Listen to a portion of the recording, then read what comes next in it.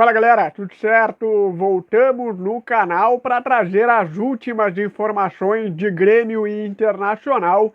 Antes de trazer essas informações, já vou te pedir aí para deixar o seu like, é importante fortalecer o canal, se inscreva para que eu possa seguir crescendo por aqui. A gente observa que muita gente que olha os vídeos não está inscrito, então eu já vou pedindo encarecidamente para vocês me dêem essa força aí para que eu possa seguir sempre trazendo material novo por aqui, sempre crescendo com o canal, e ative o sininho para receber as notificações dos próximos vídeos. Bom, a primeira informação não deve ser novidade para a maioria, que é a permissão dos treinos de Grêmio Internacional após o decreto do Eduardo Leite no final da noite de domingo, virada para segunda-feira, madrugada aí de segunda-feira. O Eduardo Leite acabou decretando que está liberado os treinos para Grêmio Internacional, para cidades aquelas que estão com a bandeira laranja, obviamente isso inclui Porto Alegre, e também a amarela, claro, com algumas precauções que é preciso tomar, como, por exemplo, utilizar apenas 25% de pessoas no CT ao mesmo tempo, para poder fazer esses trabalhos de treinamento.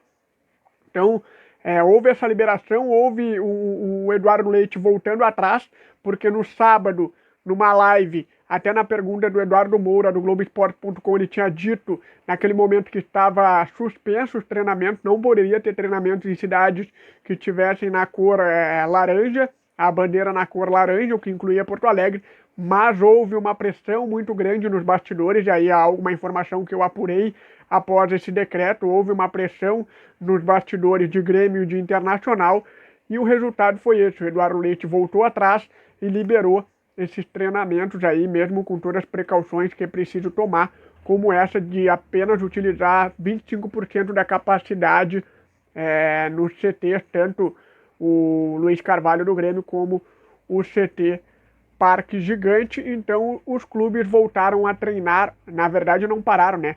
Seguiram os seus treinamentos a partir da tarde desta segunda-feira, com toda aquela aparelhagem que a gente já sabe, medição de temperatura do corpo, conversas com os médicos para relatar algo de diferente que tenha acontecido.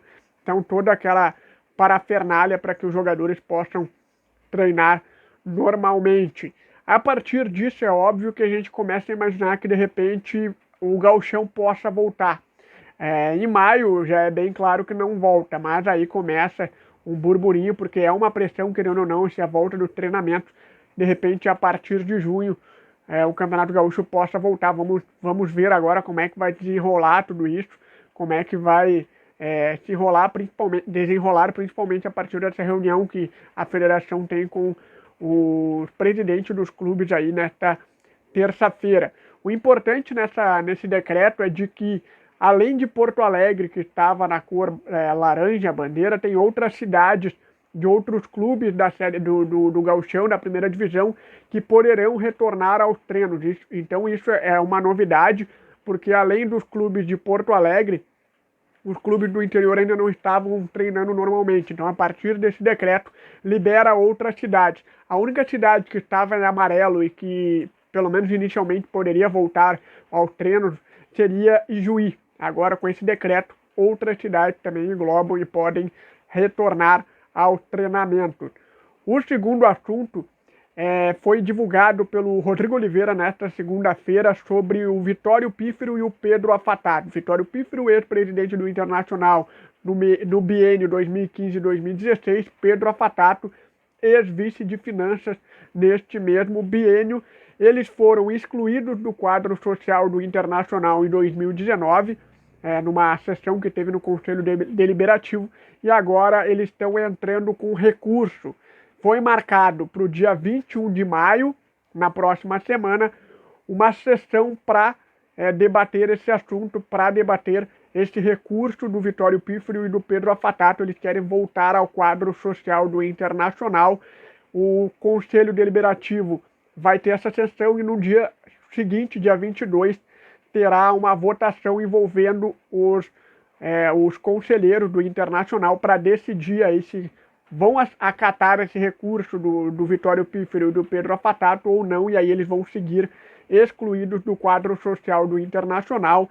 Em paralelo, eles seguem sendo investigados pelo Ministério Público, todos aqueles crimes que já foi levantado, eles seguem sendo, seguem na justiça, tudo isso para que eles possam ser penalizados ou não ali na frente, muito provavelmente vão ser penalizados por tudo que causaram no Internacional entre os anos de 2015 e 2016.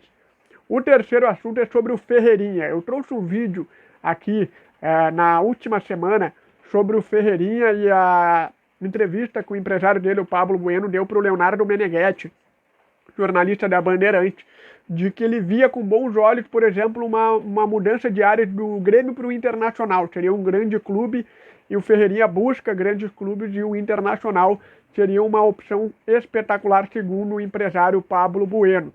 Ele deu entrevista para o Cadeira Cativa do Luiz Carlos Reck, da TV Ubra, e ele acabou tentando refazer essa interpretação. Ele disse que foi mal interpretado pelo Leonardo Meneghetti. Ele apenas disse que o Inter seria uma boa opção porque o Ferreirinha busca grandes clubes. É do interesse do Ferreirinha jogar em grandes clubes e por isso ele citou que o Internacional não seria visto de uma forma diferente, sim, visto com bons olhos, mas ele deixou bem claro naquela entrevista para o Leonardo Meneghetti que não tinha nada, né, nenhum tipo de conversa para ele jogar no Internacional. Até o Inter disse também, eu entrei em contato com algumas pessoas do Inter e elas também reafirmaram isso, que não havia nenhum tipo de conversa, não gostariam de entrar numa briga judicial com o Grêmio pelas relações que tem tanto Marcelo Medeiros com o Romildo Bolzan Júnior, e aí teria todo esse imbróglio judicial que o Inter não estaria interessado. Ele acabou revelando o futuro do Ferreirinha. Ele falou que busca clubes na Europa por Ferreirinha. Deve ser o futebol internacional o futuro do Ferreirinha. Ele não deve permanecer no futebol brasileiro, não no Grêmio. Segue tudo na mesma, segundo o Pablo Bueno.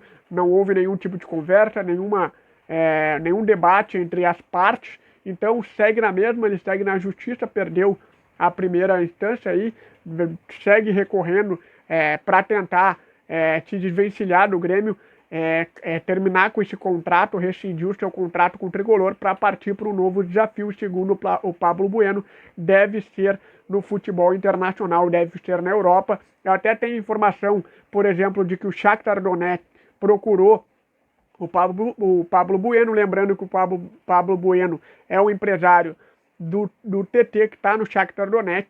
Eu tenho informação do futebol italiano também, que procurou o Ferreirinha. Então, segundo o Pablo Bueno, ele deve jogar no futebol internacional. Esse é o futuro do Ferreira. O clube ainda a gente não sabe, mas vamos aí seguir analisando aí essa história para entender como é que vai ficar aí o futuro, o destino do Ferreirinha.